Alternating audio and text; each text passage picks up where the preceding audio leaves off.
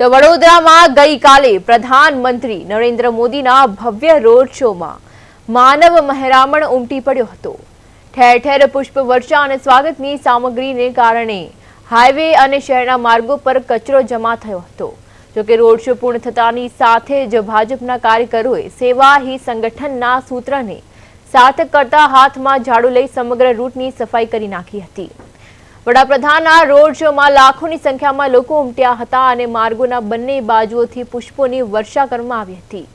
કાર્યક્રમ પૂરો થયા બાદ વડોદરા મહાનગર અને જિલ્લા ભાજપના કાર્યકર્તાઓએ એક પ્રશંસનીય પહેલ કરી હતી। સવારે જ્યારે નાગરિકો ઘરની બહાર નીકળે ત્યારે તેમને કચરાને કારણે અગવડ ન પડે તે હેતુથી મોડી રાત્રે જ સફાઈ અભિયાન શરૂ કરવામાં આવ્યું હતું। સ્વચ્છતા હી સેવાના ભાવ સાથે કાર્યકર્તાઓએ રોડ શોના રૂટ પર પડેલા પુષ્પો, પ્લાસ્ટિક અને અન્ય કચરાને સાફ કરી રસ્તાઓને પૂર્વવત કરી દીધા હતા। રાજકીય કાર્યક્રમ બાદ સફાઈની આ પરંપરાએ વડોદરાના નાગરિકોનું દિલ જીતી લીધું છે। શિસ્ત અને સ્વચ્છતા પ્રત્યેની આ પ્રતિબદ્ધતા દર્શાવે છે કે સંગઠન માત્ર સત્તા માટે જ નહીં પણ જનસેવા માટે પણ એટલું જ સક્રિય છે।